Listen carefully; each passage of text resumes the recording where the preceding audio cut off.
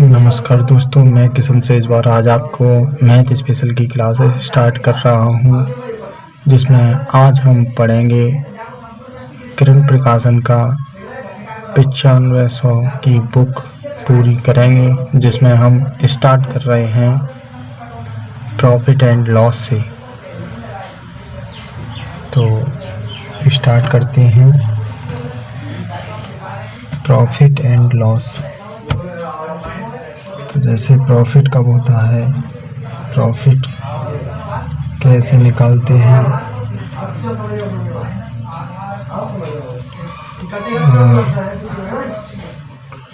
Loss कैसे होता है,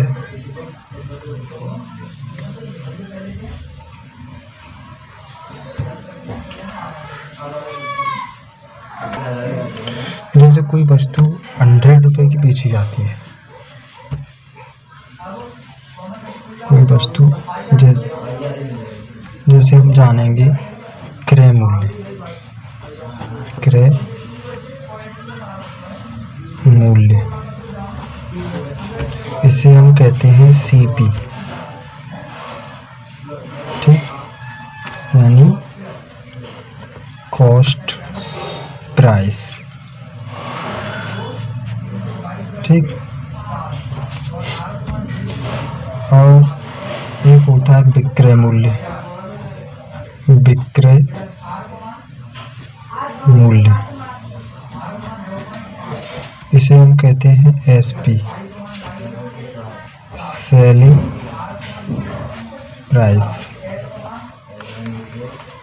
ठीक। क्रय मूल्य कॉस्ट प्राइस, विक्रय मूल्य सेलिंग प्राइस। और एक होता है अंकित मूल्य, इसे हम कहते हैं एमआरपी, इसे कहते हैं मैक्सिमम रिटेलिंग प्राइस, ठीक है। अंकित मूल्य मैक्सिमम रिटेलिंग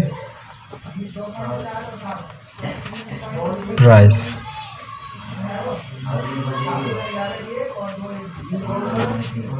ठीक।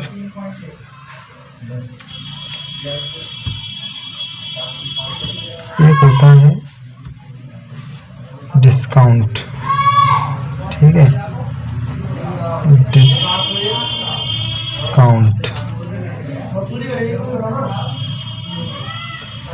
डिस्काउंट मतलब छूट। तो ये सब चीजें हम पढ़ेंगे। तो कुछ अब प्रॉफिट कैसे होता है, प्रॉफिट जैसे कोई वस्तु जितने में खरीदी जाती है उसे कहते हैं क्रय मूल्य यानी सीपी, ठीक है। सीपी यानी 100 की कोई वस्तु खरीदी गई और उसे बेचा गया, विक्रय मूल्य एसपी से कहते हैं। देखिए हमने लिखा है यहाँ पे विक्रय मूल्य एसपी से कहते हैं। एसपी दिखा है हमें मान लो 135। अब पूछा है कि प्रॉफिट परसेंटेज हुआ कितना, ठीक है। तो ये कितना इससे ज़्यादा है, यानी प्रॉफिट परसेंट कैसे निकलता है, एसपी प्रॉफिट परसेंटेज निकलेगा SP minus CP upon CP into 100, ये इसका फॉर्मूला होता है। अब देखिए प्रॉफिट परसेंटेज एसपी यानी कितना ज़्यादा है 35 अपॉन 100, नीचे 100 रखते हैं यानी क्रय मूल्य 100 इंटू परसेंटेज में, तो 100 से 100 कैंसिल, यानी प्रॉफिट परसेंटेज कितना निकल के आया 35%, ठीक है। यही ऐसे निकालते हैं प्रॉफिट। अब लॉस अगर निकालना हो तो लॉस के लिए भी ऐसे ही सूत्र होता है, यानी कि लॉस परसेंटेज के लिए भी ऐसे ही होता है। यानी कि कोई वस्तु लॉस परसेंट कैसे निकालें, जैसे कोई वस्तु हमने 100 की खरीदी, ठीक है, और जितने की खरीदी उससे कम में बेची, मान लो हमने 85 रुपए की बेची, तो उसे लॉस परसेंटेज कितना होगा? तो लॉस परसेंटेज यानी इसका फॉर्मूला क्या होता है? लॉस परसेंटेज बराबर CP माइनस SP, यानी क्रय मूल्य ज़्यादा होगा और विक्रय मूल्य कम होगा तभी तो लॉस होगा।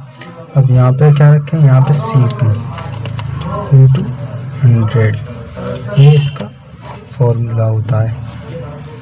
ठीक, अब निकालेंगे कैसे से? हम कोई वस्तु 100 रुपये की बेची, खरीदी 85 की बेची, तो देखिए कितना कम है? 15 रुपये ही तो कम है, तो 15 रुपये कम है। 15 कितना कम है? 15 रुपये कम है। किस पे? नीचे CP होता है 100, परसेंटेज में बदलने के लिए 100। ठीक है, लॉस परसेंटेज निकालने हैं ना, 100 से 100 कैंसिल, बराबर 15%। यही इसका आंसर आ जाएगा। ठीक, कैसे निकलता है लॉस परसेंटेज? अब हम देखेंगे डिस्काउंट परसेंटेज कैसे निकालते हैं। जैसे कोई वस्तु, देखिए जैसे कोई वस्तु 100 की खरीदी, अब देखिए डिस्काउंट परसेंटेज कैसे निकलता है। पहले इसे छोड़िए, डिस्काउंट परसेंटेज बताता हूँ। डिस्काउंट परसेंटेज जैसे कोई वस्तु पर, जैसे किसी वस्तु पर यानी 500 रुपये अंकित है, अंकित मूल्य, अंकित कितना है? मूल्य, इसे हम क्या कहेंगे? MRP। ठीक, अब उसने क्या कहा कि अंकित मूल्य पर 10% की छूट देता है। ठीक, तो इसका 10% कितना हो गया? 500 का 10% ऐसे निकालते हैं, 500 का 10% अपॉन 100, 20 एंड 50 हो गया।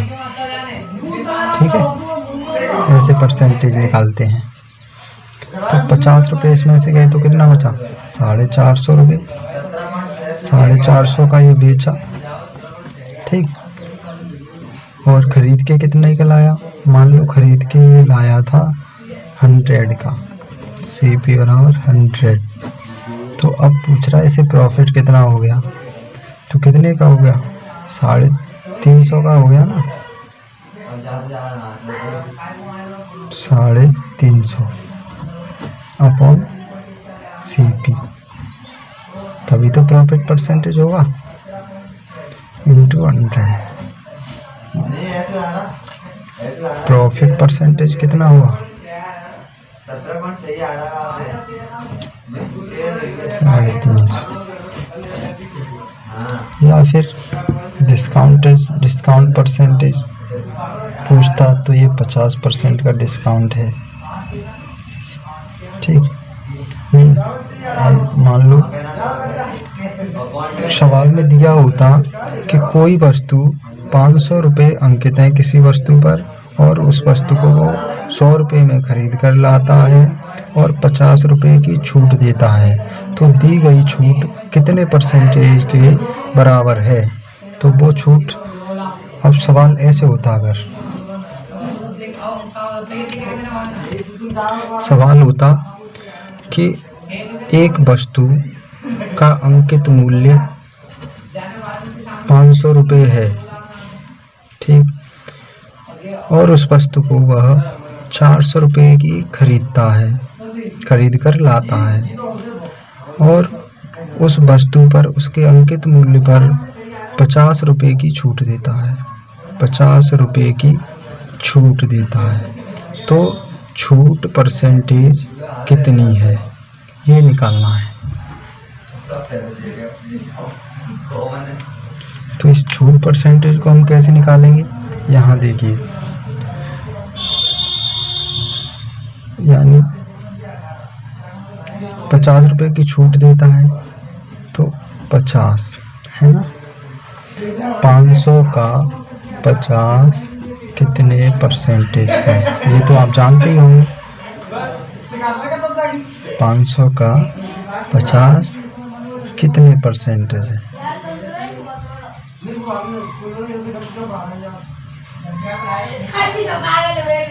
नहीं, ये ऐसे होगा ना, 50 रुपये की छूट दे रहा है।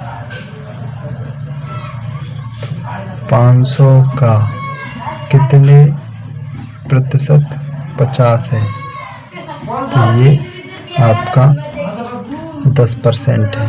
110 डिस्काउंट आपका आ गया 10%। ठीक है, ऐसे डिस्काउंट परसेंटेज निकालते हैं। तो ये तो था बेसिक कॉन्सेप्ट। परसेंटेज स्टार्ट करने से पहले आपको ये सब बातें पता होना बहुत ज़रूरी है। तो अब हम स्टार्ट करेंगे किरण प्रकाशन की 9500 बुक, जिसमें पहला क्वेश्चन आपका मैं कराने जा रहा हूँ।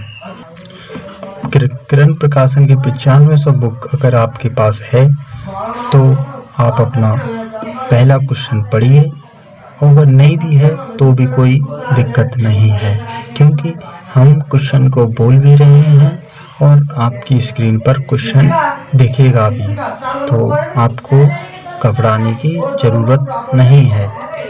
तो मैं क्वेश्चन पढ़ रहा हूँ और मेरे साथ साथ आप भी अपनी नोटबुक में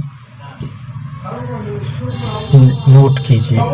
एक व्यक्ति 12 वस्तुएं 12 रुपये में खरीद कर लाता है और 1.25 रुपये प्रति वस्तु के भाव से बेचती, तो सौदे में उसका प्रतिशत लाभ क्या होगा। ऑप्शन आपके हैं, एक 20 है, दूसरा 25 है और तीसरा 15 है और चौथा 18 है। तो इनमें से कौन सा होगा। तो देखिए, 12 वस्तुएं खरीद कर लाता है, आर्टिकल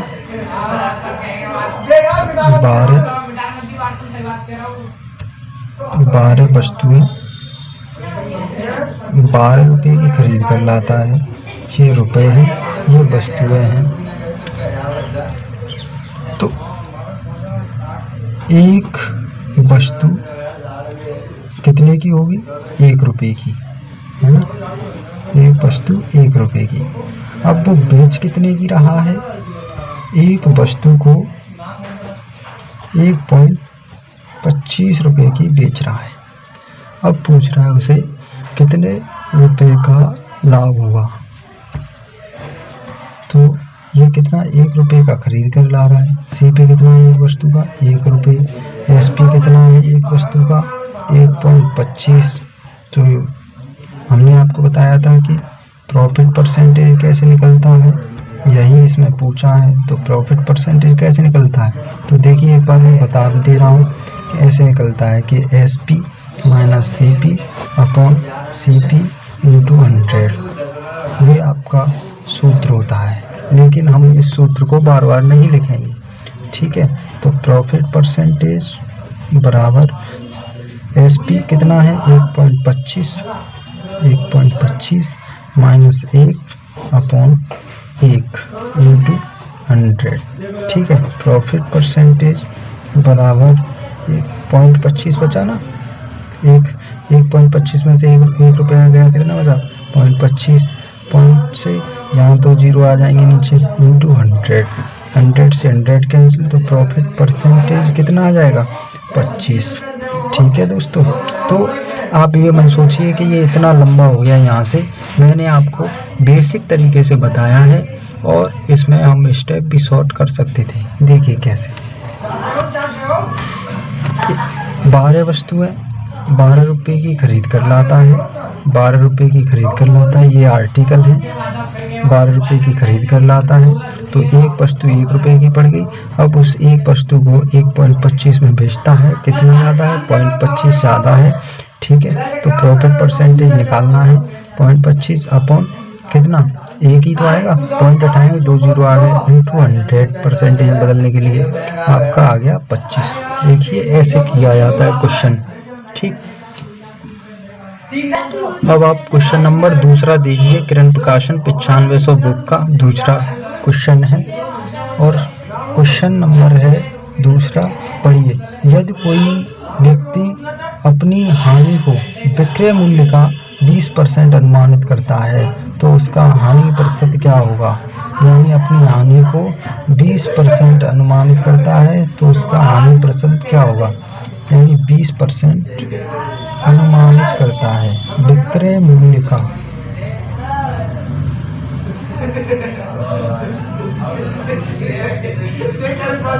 यानी 20% 1/5। ठीक, और ये विक्रय मूल्य का है, ये विक्रय मूल्य है। ठीक है, और ये हानि है, ये लॉस है। विक्रय मूल्य का 20% अनुमानित करता है तो विक्रय मूल्य ये हो गया, हानि ये हो गई, तो सीपी क्या बचा, 4 बचा ना। ठीक, तो उसकी हानि प्रतिशत क्या है, तो हमें उसकी हानि प्रतिशत बतानी है। तो 4 पर 1 का लॉस इंटू 100, 4 दूनी 8, 4 पंजे 20, यानी कि हानि परसेंटेज जो हुआ वो हो गया 25%। समझ में आया होगा, नहीं समझ में आया तो एक बार और रिपीट करूँगा। सॉरी दोस्तों, ये जो क्वेश्चन है वो गलत हो गया है दूसरा, इसके लिए हम माफ़ी चाहते हैं। हमने ये क्वेश्चन थोड़ा जल्दी में कर दिया और हम इस क्वेश्चन को आपको एक बार दोबारा रिपीट करते हैं। तो देखिए, इस क्वेश्चन में कह रहा है यदि कोई व्यक्ति अपनी हानि को विक्रय मूल्य का 20% अनुमानित करता है, यानी यदि कोई व्यक्ति अपनी हानि को 20% अनुमानित करता है। देखिए 20% को अगर फ्रैक्शन में बदलेंगे तो क्या होगा, 20 परसेंटेज हटाएंगे अपॉन 100, 1 जीरो से 1 जीरो, 2 पंजे 10, यानी 1/5 आ गई फ्रैक्शन वैल्यू। ठीक, तो ये 5 जो है वो विक्रय मूल्य पर हानि अनुमानित करता है, यानी 5 को हम एसपी मान लेंगे, यानी विक्रय मूल्य। एक क्या है, लॉस।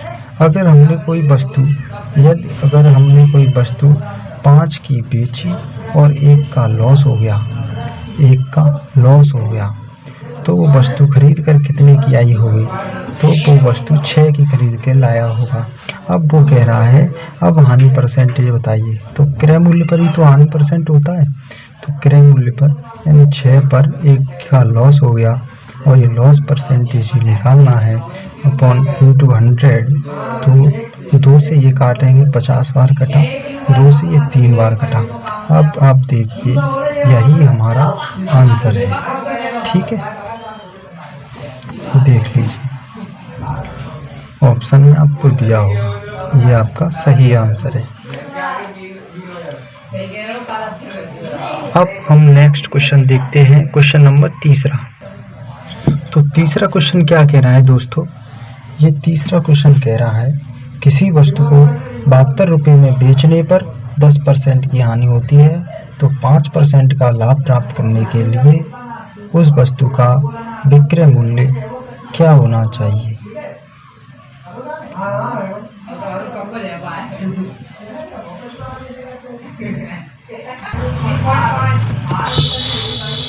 देखिए दोस्तों, कोई वस्तु उसने 72 रुपये की बेची, तीसरा क्वेश्चन है 72 रुपये की बेची तो उसे 10% का घाटा हुआ। 10% की फ्रैक्शन वैल्यू होती है 1/10।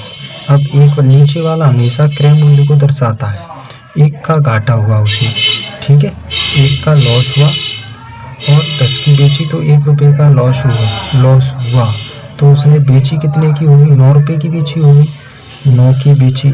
अब 9 की जो वैल्यू है वही 72 की है, ये कितना गुना ज़्यादा है इससे, 8 गुना ज़्यादा, 9/72, ठीक है। तो क्रय मूल्य भी 8 गुना ज़्यादा होगा। तो क्रय मूल्य कितना हो गया, 10/80। अब ये क्या कह रहा है, क्रय मूल्य को 5% पर बेचा जाता है।